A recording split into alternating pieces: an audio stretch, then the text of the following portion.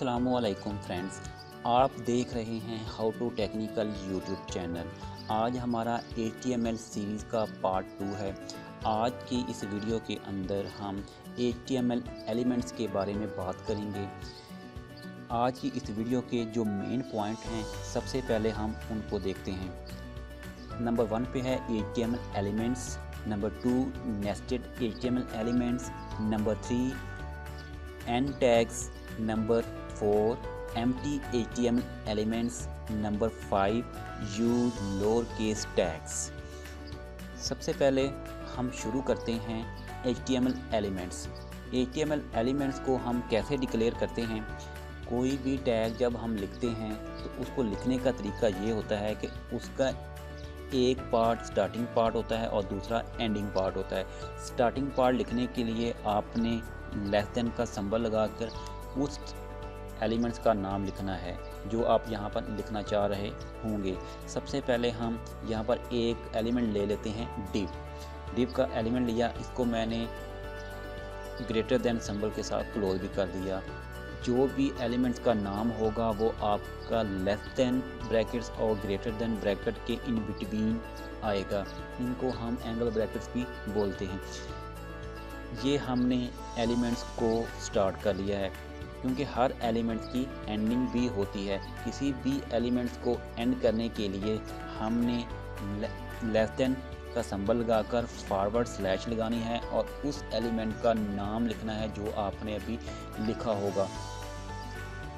क्या मैंने अभी डिव लिखा है तो इसीलिए मैंने डिव लगाया और इस टैग को एंड कर दिया। अब मैं जो कुछ भी इसके अंदर लिखूंगा तो वो ब्राउज़र के ऊपर जाकर प्रिंट हो जाएगा। लेट्स सपोज मैं यहाँ पर लिखता हूँ हेलो वर्ल्ड। इसको मैंने सेव किया और मैं इसको रन करता हूँ तो ये ब्राउज़र के ऊपर जाकर हेलो वर्ल्ड जो वर्ड है वो प्रिंट हो जाएगा। ये आपके सामने हेलो वर्ल्ड लिखा हुआ शो हो रहा है। इसी तरीके से आप जो भी इस टैग के अंदर लिखेंगे वो ब्राउज़र के ऊपर आकर आपको शो हो जाएगा। नेक्स्ट हम देखते हैं कि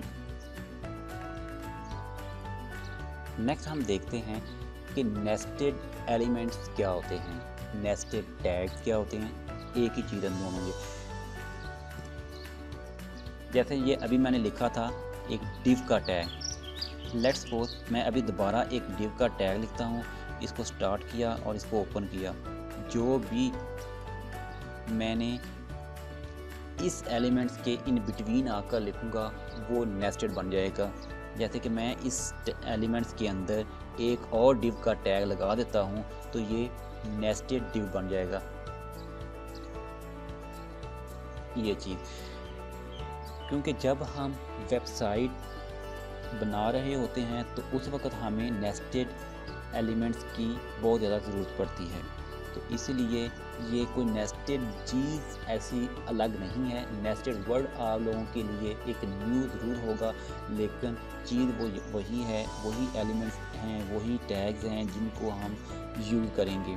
लेकिन मेथड ये है कि जो एलिमेंट लिखना है उसके अगर अंदर जाकर आप कोई और एलिमेंट्स लिख देंगे तो वो नेस्टेड बन जाएगा। इसके बाद एक कंसेप्ट था हमारे पास कि एम्प्टी एलिमेंट्स क्या होते हैं। एम्प्टी एलिमेंट ऐसे होते हैं जिनका एक ही टैग होता है, वही उसका एंडिंग होती है, वही उसकी स्टार्टिंग होती है। उसको हम किस तरीके से लिखते हैं ये अभी मैं आपको दिखा देता हूँ, उसको यूज़ करके दिखा देता हूँ और आप उसको अच्छी तरीके से समझ लें।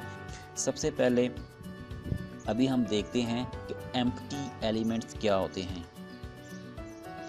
यहाँ पर ये मैंने अभी लिखा था हेलो वर्ड।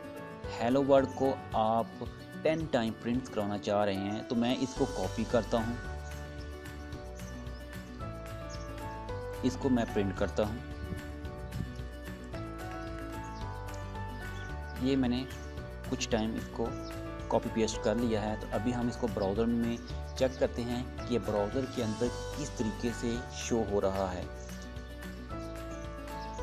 यहाँ पर आकर हम इसको रिफ्रेश करते हैं। ये देखें आपके सामने ये एक ही रो के अंदर लिखा हुआ नज़र आ रहा है।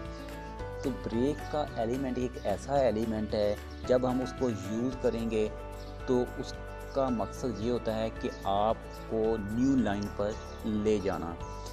यानी कि जब भी आप किसी भी वर्ड्स के आगे ब्रेक का एलिमेंट्स लगा देंगे, ब्रेक का टैग लगा देंगे, तो जो उससे आगे वाले वर्ड्स होंगे वो न्यू लाइन के ऊपर आ जाएंगे।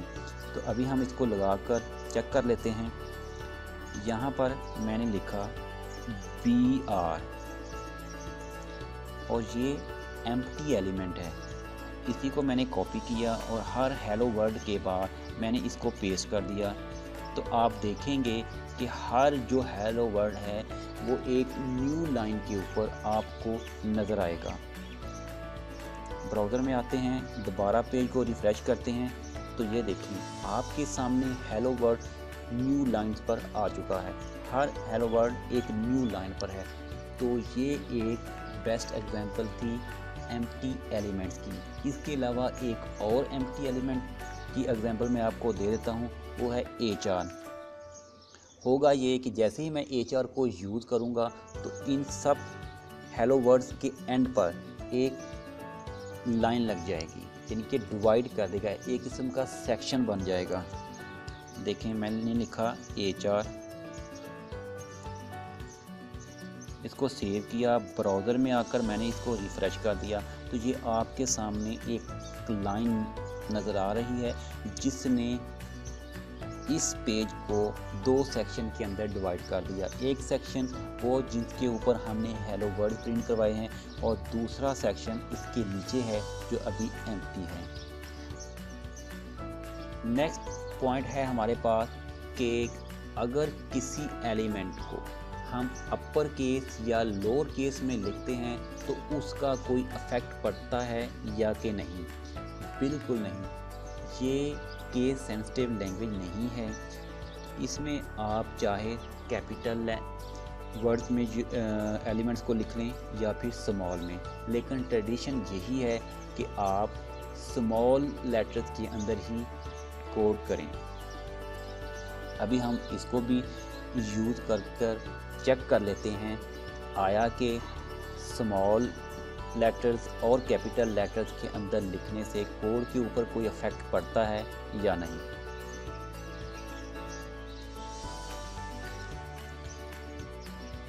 यहाँ पर हमारे पास एक टैग होता है पैराग्राफ का।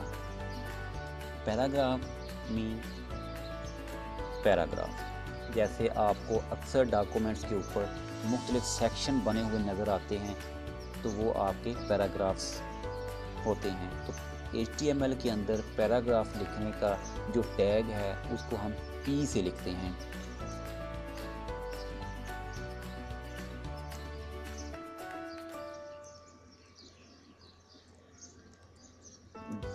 This is paragraph.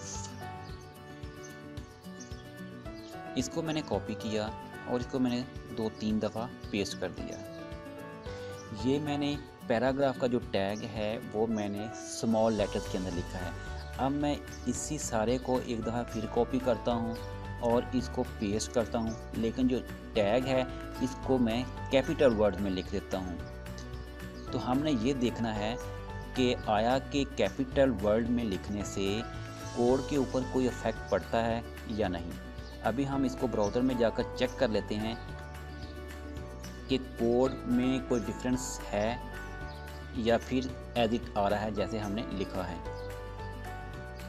ये देखें आपके सामने जो कोड मैंने स्मॉल पैराग्राफ के टैग के अंदर लिखा है वही प्रिंट हुआ, और जो कोड मैंने कैपिटल पैराग्राफ यानी कि कैपिटल P टैग के अंदर जो लिखा वो एज इट प्रिंट हो गया है, और इसमें किसी भी किस्म का कोई भी इफेक्ट नहीं पड़ा। तो इससे आपको ये चीज़ समझ आ गई होगी, कोड यानी कि जो टैग है उसको आप कैपिटल वर्ड्स में लिखें या स्मॉल वर्ड्स में लिखें, इस चीज़ का कोडिंग के ऊपर या ब्राउज़र के ऊपर कोई इफेक्ट नहीं पड़ता कि ब्राउज़र ने उसको किस तरीके से शो करवाना है। जो कोड जो टैग लिखा होगा ब्राउज़र उसी के अकॉर्डिंग ही परफॉर्म करेगा। तो इस चीज़ से लातल्लक होगा कि आपका जो टैग है वो स्मॉल वर्ड्स में है या फिर कैपिटल वर्ड्स में। उम्मीद करता हूँ कि आपको हमारी ये वीडियो पसंद आई होगी, तो इसको शेयर करना, लाइक करना और कमेंट करना मत भूलिएगा।